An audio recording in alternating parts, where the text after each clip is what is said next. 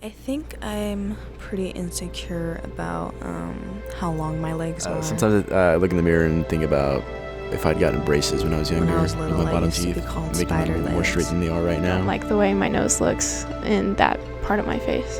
I want to say my eyes. Sometimes I feel like pictures really just like to get my eyes looking in different directions. I critique the way that my hips Sometimes are. I feel like my lips aren't big enough. I have questions. I have questions. I have questions.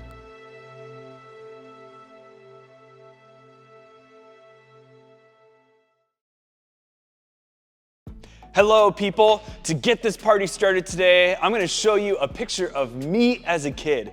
And I'm sure you could care less, but just humor me right now. And I'm showing you the picture for a reason, all right? So here's my picture. So here I am with two of my sisters. Yeah, my brother's there, but he's not part of this whole story that I'm trying to tell. So because I'm posing like I'm like a model, I look great. And you may think that as a kid, do you think I cared about what I looked like? No, the truth is I didn't care, but not even a little bit. Now my sisters, they cared a lot. And it takes a lot of work to get your hair to stay exactly the way that they wanted it to. And they were older than me, so they had crossed the line from innocent childhood into the age of self-consciousness. But not me. My mom, she picked out my clothes and fixed my hair, and if it were up to me, I would have worn the same thing every single day and never combed my hair because I didn't care. My goal for the day were simple. Survive school, play, and eat. That's all I cared about. And I never thought about impressing people. I never felt self-conscious about my appearance. And at that age, I didn't pay attention to how other people looked either, or judged their body compared to mine. I just lived my life. And you probably have a picture like this yourself, because like me, there was an age for you, even if it was a young one, when you didn't worry about what you looked like. And you didn't think about what the people around you looked like. You were more innocent than you were self-conscious. You were more carefree than you were insecure. You were more concerned with playing than you were about your appearances. But then there's a day when that changes for all of us. At some point, there's a day or a moment when things shift. All of a sudden, we become more aware of how we see ourselves. More than that, we become conscious of how others see us, and boom, just like that, everything changed. This happens at a different age for all of us. Maybe you had a friend who really cared about how he or she looked, and even though you had never thought about it before, each time he or she made a comment about themselves, it made you more aware of you. Maybe you had a parent who made some comments about your physical appearance, and whether those comments were positive or negative, it got you thinking about the way that you look. Maybe it was something that a doctor or a pediatrician said to you or about you. Maybe it was something that you saw on TV, in a movie, on Instagram, in a YouTube video, in TikTok, or read in a book. All of the sudden, this form of entertainment made you aware or self-conscious about your body.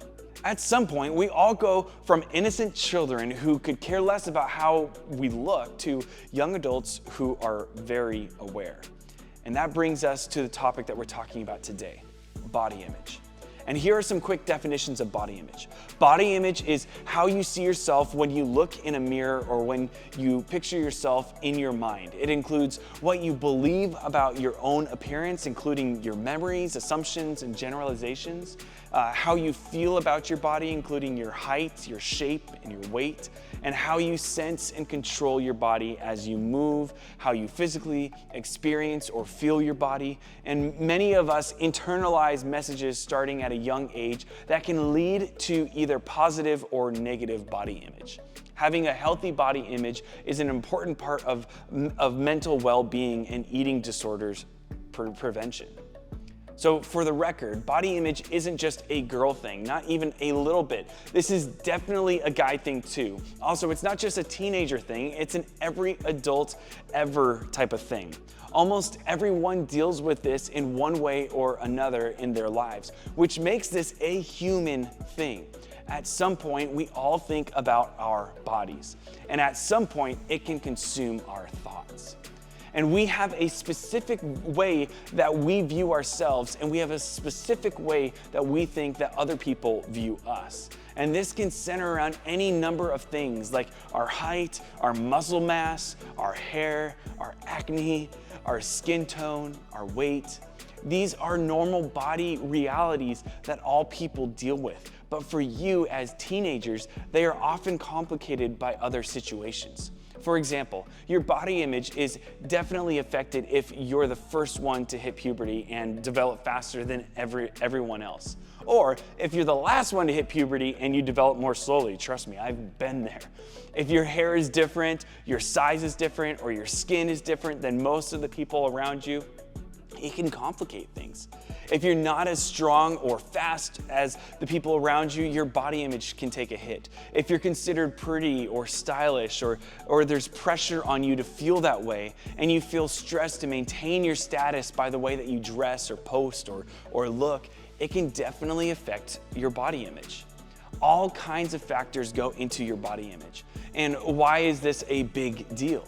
Why does it matter what we think about our bodies?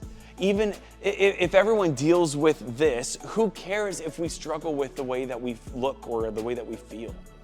Well, it's because I think deep down, we're all trying to figure out how to answer this question. How should we feel about our bodies? So when you think about your own body, what are you most insecure about? I want you to take 30 seconds to give it some thought.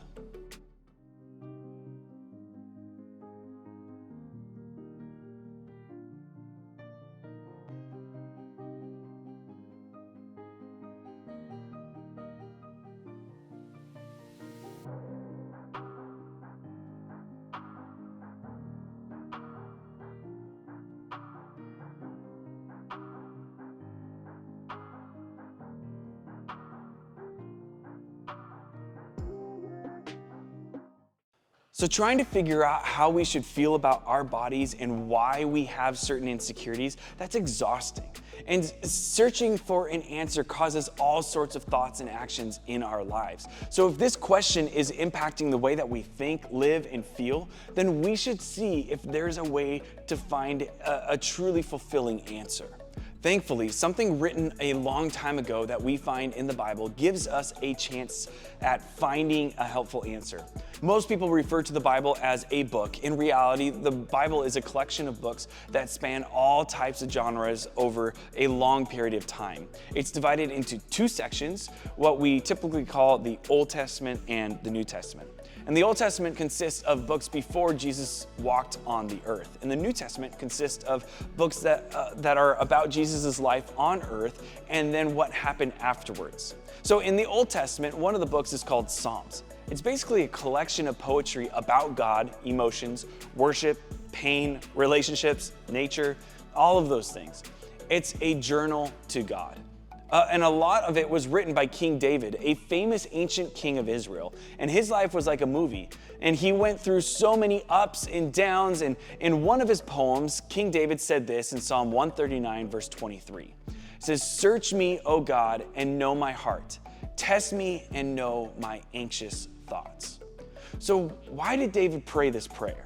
Why did he ask God to search him? Because he was a human being like the rest of us. He had anxious thoughts like you and I do, and just like us, he struggled to know what to do with those thoughts. And because he didn't know what to do, he asked God for help. So then he continued by saying this in Psalm 139, verse 24. "See if there is any offensive way in me." So this was a key phrase to add on to the first part of the prayer. David asked God to help him see if there was any offensive way in him. So not only did he want to recognize his anxious thoughts, he wanted God to help him know which ones were offensive.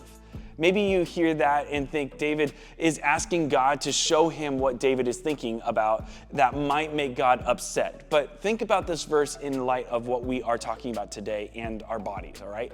God made us with a body. Our bodies are good.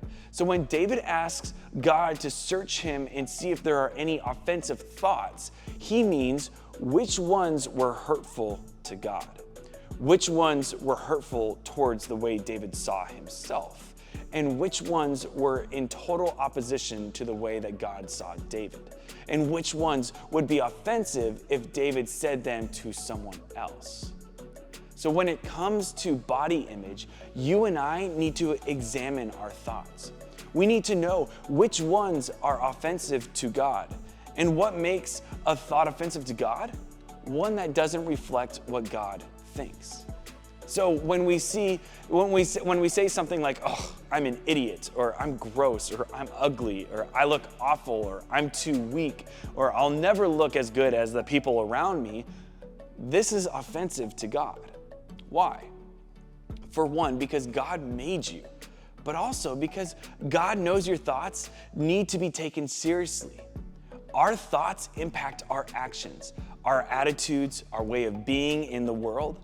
Not only do thoughts like this steal our joy, they negatively affect the way that we act and carry ourselves. In essence, when we don't accept ourselves, we're not able to be ourselves. We're not able to embrace the we that God created us to be. On our own, it's tough enough to not think offensive things about ourselves, but it's even tougher when things are added like pressure from coaches and parents and influence from media, social media comments, comparison to other people, assumptions about other people's thoughts of us, and standards to measure up to that we've created for ourselves. It can get really complicated. And that's why it's so empowering to get to the end of this passage and see what King David says last. And this is in verse 24. "And lead me in the way everlasting." So the way everlasting is God's way. It's choosing to think about ourselves in a way that lines up with the way God feels about us.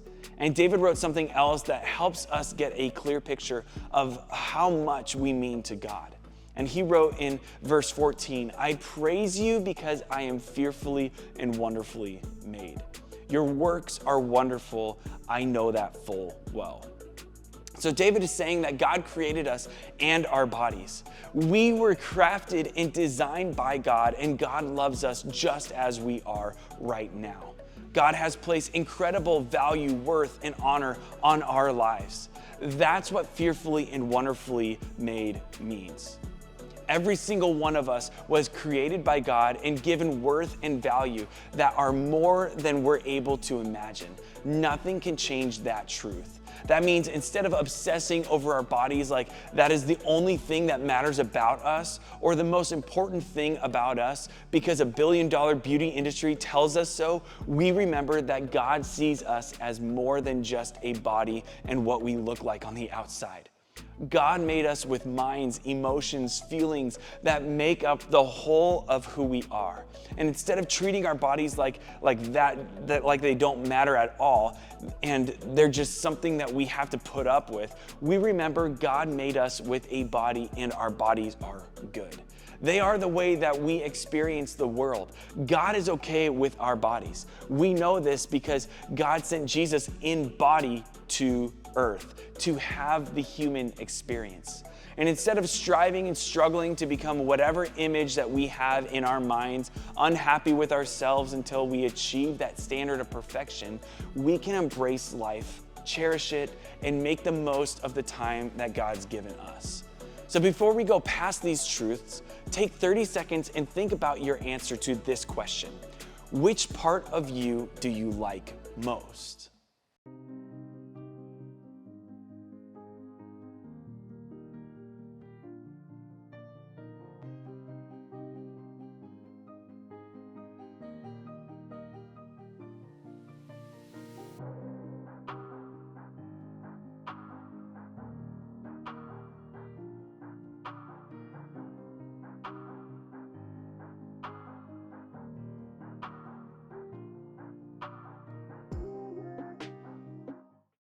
So we get to choose a new way to think about ourselves and our bodies. I realize that this isn't easy. It's a struggle, and just hearing the verses that we read today won't automatically make the struggle just go away. But there are things that we can do to take David's perspective with us into our everyday lives. One of them is to start noticing what you think about yourself. So check out this video to help get a better understanding of what I mean by this. We all have so many thoughts about ourselves. I mean, just think about social media. It's easy to notice just how many different thoughts we have about ourselves every time we scroll through different filters before we post on TikTok or Instagram. We cycle through all of these filters as different thoughts about ourselves roll through our head and heart. These kinds of thoughts don't just show up when we're in front of a camera either. They happen all day. So pay attention to what you say to yourself. Be curious about where those thoughts come from. Are they thoughts that would be totally offensive if you said them to someone else? Are they thoughts that would be offensive to God if God heard you say them to you as a creation of God? Ask God to help you see yourself through the lens of love, purpose, and acceptance. And then I want you to make one simple, bold, beautiful declaration. I want you to promise to be kind to yourself. Be kind to the unfiltered version of yourself. The one that's there even when all the filters aren't. However you look or feel right now, be kind to yourself. Even if you don't think you can do it, make the declaration anyway. Just try it for a while. Be kind to yourself to counteract all the negative things you think. Be kind to yourself to battle all the pressure you feel from outside sources and comparison traps. Be kind to yourself because God is full of kindness towards you. Be kind to yourself because you, and you includes your body, deserve kindness. Being kind to yourself isn't just saying nice words to yourself, by the way. Kindness is also taking care of your body and what it needs. It's about doing what's good for you. Maybe that means you unfollow that account that makes you feel bad, or maybe add new life-giving habits into your routine that make you feel good, or maybe taking a break from exercising, or maybe actually start exercising, or maybe set boundaries around who you listen to or talk to about the way that you look. Or maybe stop making jokes about yourself or other people, or stop commenting on people's looks all of the time. For some of you, the negative thoughts that stem from your body image may have led you down some destructive paths. You've been harmful to your body and you know it. And now you feel stuck in a pattern that you can't seem to get out of. And this might be a big step, but maybe today is the day for you to have a one-on-one conversation with a trusted adult who can help you see yourself as God's beautiful creation. They will love you, they won't judge you. For you, the number one way that you can be kind to yourself is to get some help from a loving, trusted people as quickly as possible. You deserve that type of help. You are worth it. So just imagine if you started to see yourself, your body, your mind, your whole self, the way that God saw you. What if you started to see your body not as a problem to be solved and ignored, but also not the most important thing about you? Instead, what if you started to see your body as part of what makes you the you that God made? What if we could anchor our body image in the truth instead of negativity? The way that actually God intended for us to view ourselves. Wouldn't that be a more freeing, joyful way to live? So let's all start by making one simple decision to be kind to ourselves. So as we wrap up, I want you to take our final 30 seconds and reflect on one more question, all right? Here's the question. What would happen in your life if you chose to be kind to yourself more often?